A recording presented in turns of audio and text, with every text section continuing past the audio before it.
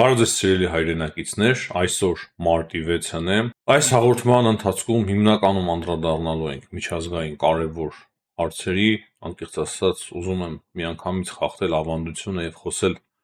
միջազգային կարևոր հարցերից, հատկապես Մակրոնի ելույթը չափազանց կարևոր ելույթ էր, շատ լուրջ հետևանքներ առաջացնող ելույթ է։ Ճիշտ է, ես չեմ ապրել երկրորդ համաշխարհային պատերազմի ժամանակներում, բայց կարծես թե յուրաքանչյուր նորմալ մարդու մեջ այդ ամենը ինչ որ դեժավյուի զգացմունք է առաջացնում։ Շատերը հիմա հաստատ պատկերացնում են, որ մենք ապրում ենք մի լուրջ իրադարձության նախաշեմին, որը որ կարող է մեծ հակամարտության բերել, փաստացի Մակրոնը դա հստակ հասկանում է։ Մակրոնի կոչը լրիվ ուղղված էր նրան, որ ամեն ինչ պետք է փոխվի, աշխարհը պետք է վերափոխվի, նոր փաստացի աշխարհակարգ է հաստատվում։ Մենք այս մասին կխոսենք, բայց երևի թե ավանդության համաձայն սկսենք Հայաստանին վերաբերող թեմաներից, չնայած որ կրկնեմ, հիմա կարևորը այն է, թե ինչ է կատարվում աշխարհում, եւ հասկանալով թե ինչ է կատարվում աշխարհում, մենք ահա այնտեղից կփորձենք հասկանալ, թե ինչ է կատարվում Հայաստանում եւ ինչ կարող է տեղի ունենա Հայաստանի շուրջ, եւ ինչպես պետք է մենք վարվենք, որպեսզի սխալներ թույլ չտանք, հաշվի առնելով մեր հազարամյակների պատմությունը եւ բազմաթիվ անգամներով մեր լուրջ սխալները, որոնք որ հանգեցրել են երբեմն պետականության կորստի, կոտորածների եւ այլն եւ այլն։ Հիմա մենք պետք է չափազանց լուրջ վերաբերվենք այս ամենին եւ կարողանանք արդեն կոնկրետ գործով անել այնպես, պատասխանել այս մարտահրավերներին եւ դա արդեն հստակ ցույց է տալու, թե մենք որքանով ճիշտ ենք քաղել մեր պատմության դասերը։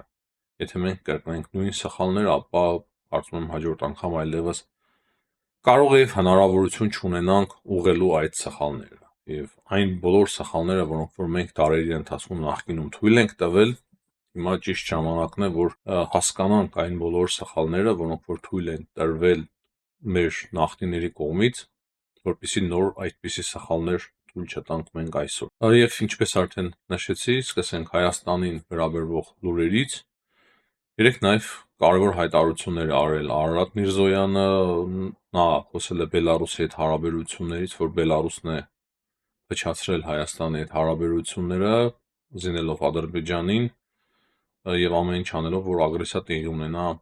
Լեռնային Ղարաբաղի նկատմամբ։ Նա նաև անդրադարձել այդ բլոգեր աղջկանը, որ 15 օրով ձերբակալել էին Բելարուսի իշխանությունները, փաստացի Հայաստանի իշխանությունները կապվել էին Բելարուսի իշխանությունների հետ, ու դա շատ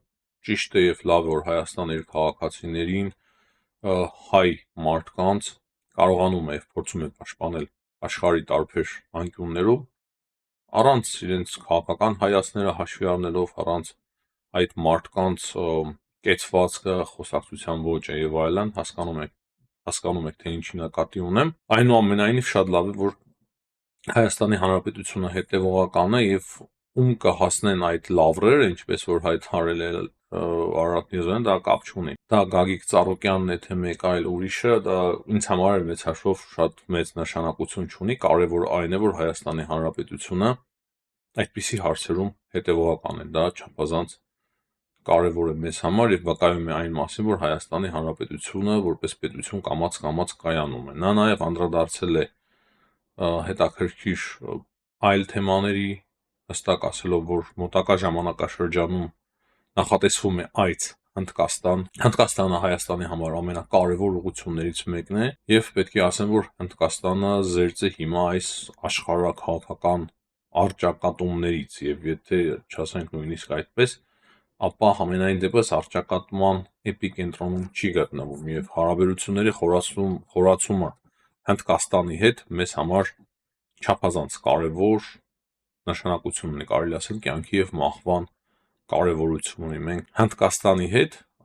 առանց որևիցե խոչընդոտի, առանց որևիցե երկրի խանդի եւ նախանձի, այսինքն մեծ խանդի եւ նախանձի, առանց որևիցե գերտերության խանդի եւ նախանձի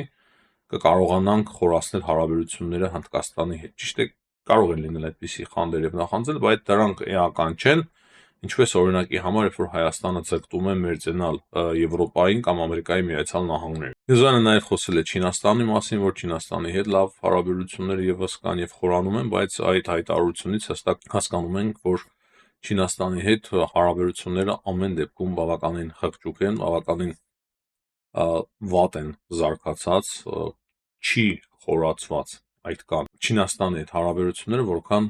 Հնդկաստանի ուղղությամբ, եւ այստեղից էլ հստակ երևում է, որ Հայաստանը շեշտը դնում է ավելի շատ Հնդկաստանի ուղղության վրա, քան Չինաստանի, բայց բնականաբար Չինաստանի հետ եւս պետք է աշխատել, Չինաստանը եւս չափազանց կարևոր երկիր է, գերտերություն է, Ամերիկայի Միացյալ Նահանգների մրցակից երկիր է, եւ կարելի ասել, որ հիմա աշխարհում ամենամեծ ուժերը դրանք Ամերիկայի Միացյալ Նահանգներն է, հաջորդը Չինաստանն է եւ երրորդ տեղերի համար արդեն մրցում են Եվրոպան եւ Ռուսաստանի Դաշնությունը։ Բնականաբար Եվրոպան կարծում եմ ավելի շատ ռեսուրսներ ունի, բայց ահա սրանք են հիմնական խաղացողները եւ դրա համար էլ Չինաստանի հետ եւս անկասկած պետք է ունենանք լավ հարաբերություններ։ Հիմա անդրադառնանք միջազգային կարևոր հարցերին, չափազանց կարևոր եւ պատմական հայտարարություններ սա Մակրոնի կողմից։ Մակրոնի ուղերձը կարելի ասել, որ վերջին տասնամյակներից հետո կարելի ասել նույնիսկ երկրորդ համաշխարհային պատերազմից հետո Ֆրանսիայի համար աննախադեպ էր։ Մենք կփորձենք այն նաև թարգմանել հայերեն, եթե նորմալ ստացվի այդ թարգմանությունը եւս կհրապարակենք մեր YouTube-յան ալիքում, այս անգամ չեմ կարծում, որ որևիցե խնդիր առաջանա, անպայման լայքեք նաև դա, որպեսզի լավ տարածվի, մինչև հրապարակելը ներկայացնեմ Մակրոնի հիմնական մտքերը, եւ նա ասում է, որ ամենակարևոր միտքը այն է, որ Եվրոպայի ճակատագիրը հաստատի չպետք է որոշվի ոչ Մոսկվայում, ոչ Վաշինգտոնում։ Սա հիմնական եւ կարևոր ուղերձն էր, եւ այն էր, որ Ֆրանսիան պետք է դառնա ու Եվրոպան պետք է դառնա հզոր ռազմական ուժ։ Ու նա բացեված ասում է, որ վտանգը Եվրոպայի համար գալիս է արևելքից։ Եվ այդ վտանգի անունը Ռուսաստան է, բացեված ասում էր, փաստացի Պուտինյան Ռուսաստանին ինքը մեղադրում է նրա մեջ, որ կարող է նաև հարձակում տեղի ունենալ Ուկրաինայից հետո եվրոպական այլ երկրների վրա, ասում է, որ Ուկրաինայի վրա Պուտինը չի կանգնելու, մինչև 30 թվականը բազմաթիվ տանկեր, ինքնաթիռներ եւ այլն արտադրելու է Ռուսաստանը, այսինքն պատրաստվում է շատ լուրջ լայնածավալ հարձակման Եվրոպայի ուղղությամբ։ Եվ դա է պատճառը, որ հիմա լուրջ որոշումներ է կայացնում Ֆրանսիան, նա ասում է, որ իրեն ատոմային զենք կպաշտպանի եվրոպական երկրները, իրենց ատոմային զենքը երաշխիքն է եվրոպական երկրների համար։ Նա հայտարարեց, որ վաղը, արդեն այսօր հավաքվում են 27 Եվրոմիության երկրների ղեկավարներ եւ պաշտպանության համակարգերի ղեկավարներ եւ ընդհանուր որոշում է կայացվելու այդ մասով։ Ֆրանսիան նաև պատրաստ է ատոմային զենք մատակարարել, այսինքն ատոմային զենք տեղակայել տարբեր եվրոպական երկրներում, փաստացի ՆԱՏՕ-ի գոյության հարցը ինչ-որ միտեղ կասկածի տակ է այս նոր իրականության պահով, եւ ասում է, որ այդ 27 երկրներով մենք լուրջ որոշումներ կկայացնենք։ Շատ լուրջ որոշումներ են հիմա կայացվելու այդ բոլոր երկրների կողմից։ Մակրոնն ասում է, որ Ֆրանսիան եւ իր դաշնակիցները հիմա ամեն ինչ անելու են, որպեսզի շատ լուրջ զենքի արտադրություն սկսեն։ Ինքը ասում է, որ բազմաթիվ օրենքներ է ստորագրել, նաեւ կառավարության հետ է աշխատել, որը որ թույլ է տալու կրկնապատկել Ֆրանսիայի ռազմական բյուջեն այս 10 տարիների ընթացքում, դրանից բացի հավելյալ միջոցներ եւս, քանի որ դա նաեւ բավարար չէ նույնիսկ, քանի որ շատ արագ է աշխարհը փոխվում, այսինքն ամեն ինչ անելու է Ֆրանսիան, որպեսզի շատ արագ ձևով Եվրոպան եւ Ֆրանսիան ռազմականացվեն։ Նա նաեւ ասում է, որ Եվրոմիության երկրները պետք է պատրաստ լինեն պաշտպանվելու, ամրացնելու իրենց պաշտպանական համակարգը եւ նվազեցնելու իրենց կախումը արտաքին աշխարհից, հստակ նկատի ունի Ամերիկայի Միացյալ Նահանգները այս բaragայում։ Ասում է, որ Գերմանիան, Լեհաստանը, Դանիան, նրանք բոլորը ավելացնում են իրենց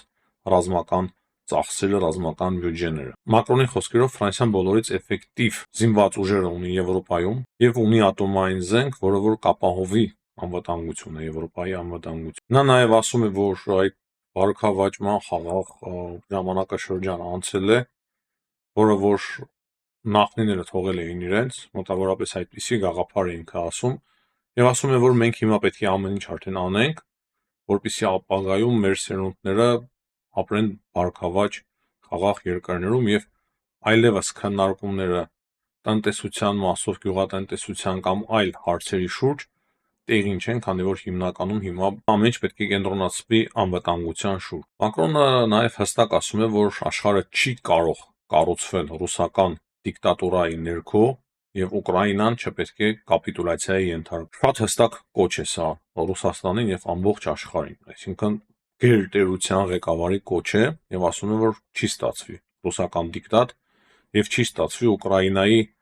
կապիտուլյացիա, այսինքն սա Մակրոնի խոսքերն են, սա ոչ թե իմ խոսքերն են կամ մեկ այլ ինչ որ մեկի, սա կոնկրետ ատոմային գերտերության, եվրոպական ատոմային գերտերության երկրի ղեկավարի խոսքերն են։ Ու նա միտքը շարունակելով հստակ ասում է, որ Ռուսաստանը դարձել է վտանգ Ֆրանսիայի եւ ամբողջ Եվրոպայի համար։ Մի քանի անգամ նա հստակ շեշտում է այդ գաղափարը, որ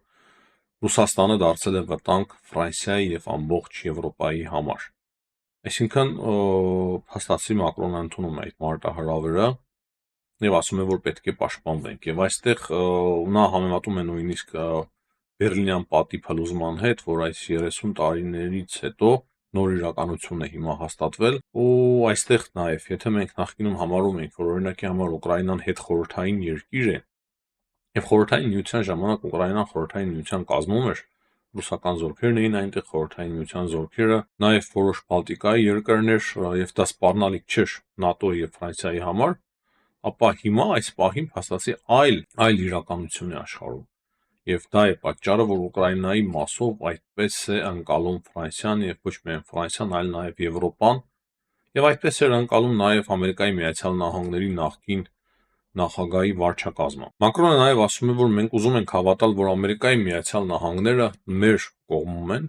բայց մենք պետք է պատրաստ լինենք, որ դա կարող է եւ այդպես չլինի եւ այդպես չէ։ Այսինքն պետք է նաև պատրաստ լինենք նրան, որ միայնակ ենք դիմակայելու Ռուսաստանի Դաշնությանը եւ այս մարտահրավերներին։ Հստակ ասում է Մակրոնը նաև այս մասին, նաև խոսելով այդ տարիֆների մասին, մաքսատուրքերի մասին եւ ասում է, որ եթե նման բան Եվրոպայի նկատմամբ եւս տեղի ունենա, ապա պատասխանը անպայման կլինի։ Դա կվնասի թե Ամերիկայի Միացյալ Նահանգներին, թե Եվրոպային, բայց դա կլինի Կանադայի եւ Մեքսիկայի օրինակով։ Իմիջիայլոց արագ ասեմ նաեւ սա, որ ամերիկյան մեքենա արտադրող ընկերությունները դիմել են շտաբ Թրամփին, որպեսզի նա չեղարկի այդ մաքսատուրքերը եւ Թրամփը համաձայնվել է կարծես թե 1 ամսով երկարաձգել, այսինքն չեղարկել է այդ մաքսատուրքերը հիմա Կանադայի եւ Մեքսիկայի նկատմամբ կոնկրետ մեքենա արտադրող ընկերությունների համար։ Ահա սա էր հիմնական ուղերձը Էմանուել Մակրոնի, հիմա փորձենք ամեն ինչ հասկանալ եւ վերլուծել։ Բնականաբար բավականին երկար ելույթ էր, մենք ինչ որ կետեր բաց ենք թողել, դրա համար եթե թարգմանությունը adekvat ստացվի, մենք անպայման այն կտեղադրենք հայերենով, բայց ընդհանուր պատկերացումը այն է, որ Եվրոպան հիմա սկսում է շատ լուրջ զինվել, հստակ հակառակորդ է անվանում Ռուսաստանին, Վլադիմիր Պուտինին, ակնարկ կա, որ ապագայում Ռուսաստանի հետ կարող է լավ հարաբերություններ լինեն, բայց այլ Ռուսաստանի հետ եւ ոչ թե այս Ռուսաստանի հետ։ Հստակ ասվում է, որ Ռուսաստանը կարող է հարձակվել նաեւ եվրոպական երկրների վրա, հստակ ասվում է այն, որ կարող է Ամերիկայի Միացյալ Նահանգները չպաշտպանեն, եւ դա է պատճառը, որ հիմա Ֆրանսիան Մեծ Բրիտանիայի եւ Գերմանիայի հետ հիմնականում միասին լուծելու են Եվրոպայի պաշտպանության հարցը եւ սկսելու են ծախսել աննախադեպ մեծ բյուջե իրենց վերջին տասնամյակների պատմության մեջ պաշտպանության վրա։ Եվ փաստացի տեղի ունենում այն, ինչի մասին ես խոսում էի ամիսներ առաջ, որ Մակրոնը ձևավորելու է նոր դաշինք, նոր կոալիցիա,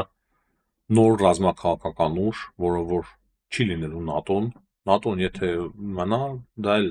բնականաբար հələ հարց է կմնա, թե չէ, կարծում եմ կմնա, բայց Եվրոպան ունենալու է իր ռազմաքաղաքական կառույցը կամ ինքը ամբողջությամբ կարող է վերածվել նաև ռազմաքաղաքական կառույցի, ոչ միայն տնտեսական բլոկի, այլ նաև ռազմաքաղաքական բաղադրիչ ունեցող լուրջ կառույցի,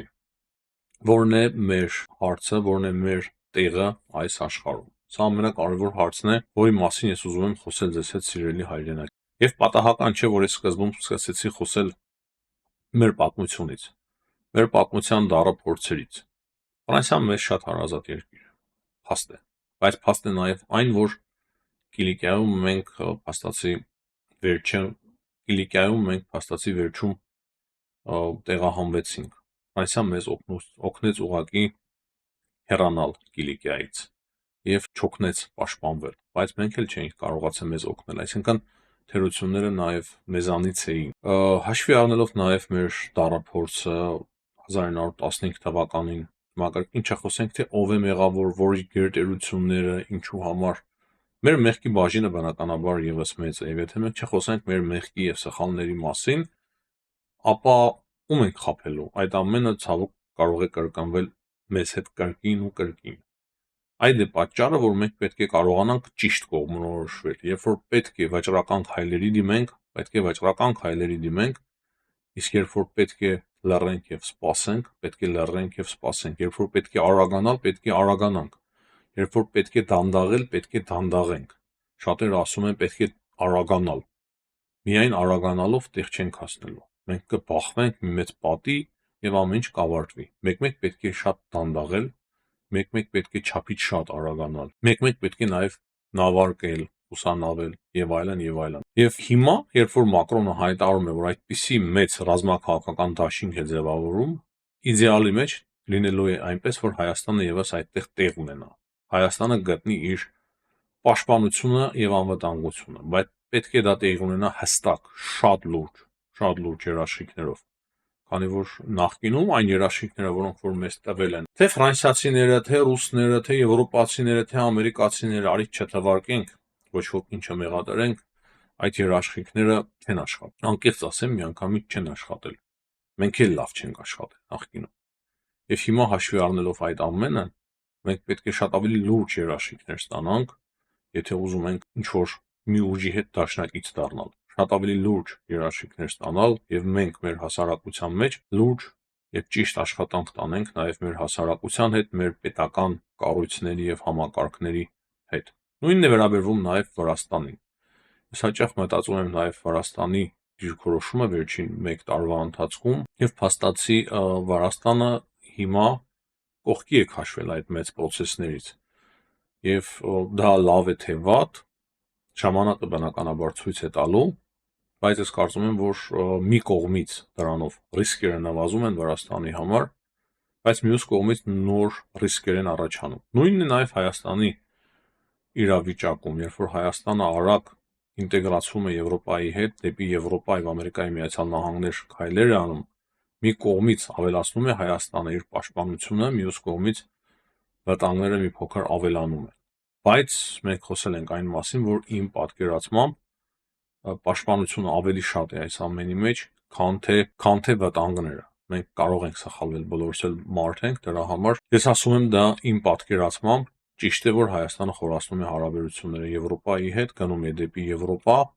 բայց հիմա ժամանակն է հասել, որ մենք լուրջ երաշխիքներ ստանանք, եթե այդպիսի անվտանգության համակարգ է ձևավորվելու, Հայաստանը ներառվում է այդ անվտանգային համակարգի մեջ, թե չէ։ Եվ եթե չի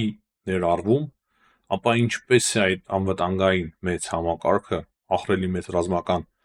բյուջեով ինչպիսի ազդեցություն ունենալու Հայաստանի վրա։ Ինչ է պահանջելու Հայաստանից կամ մենք ինչ ենք պահանջելու նրանցից Հայաստանի համար։ Նույնն է Վրաստանի մասով։ Կարևորը այս պահի դրությամբ մեզ համար խաղաղության ապահովելն է եւ չլինի այնպես, որ այդ գերտերությունների բախման մեջ մեզ օգտագործեն հյուսիսից, հարավից, արևելքից թե արևմուտքից։ Ինձ համար բացարձակ ոչ մի նշանակություն չունի։ Ես չեմ կարող լինել ավելի կաթոլիկ, քան Հռոմի Պապը, չեմ կարող ավելի շատ լինել եվրոպացի, քան հայ, կարծում եմ նույնն էլ Վրաստանի մասով է, եւ նույնն էլ Ռուսաստանի մասով է, այն ռուսասեր մարդկանց է ուղղված այս նաեւ խոսքը։ Եթե դուք մարդ եք, պետք է առաջին հերթին հայ լինեք, եթե դուք հայ մարդ եք իհարկե, եւ հետո նոր արդեն ռուսուլման կամ չգիտես ինչ, չնայած դժվար է, այս ամենը անհամատեղելի է հայ լինել եւ օտարամոլ, բայց խոսքս նրանում է, որ մենք պետք է առաջնորդվենք միայն ու միայն մեր ազգային եւ պետական շահերով։ Եվ հետեւաբար իմ պատկերացմամբ հիմա մի փոքր պետք է սպասել, տեսնել թե ինչ որոշումներ կկայացվեն Եվրոպայում այսօր եւ այս օրերի ընթացքում, հետո հաշվի առնելով, թե ինչպիսի լավ հարաբերություններ ունի Հայաստանը Ֆրանսիայի հետ, Նիկոլ Փաշինյանը Էմանուել Մակրոնի հետ,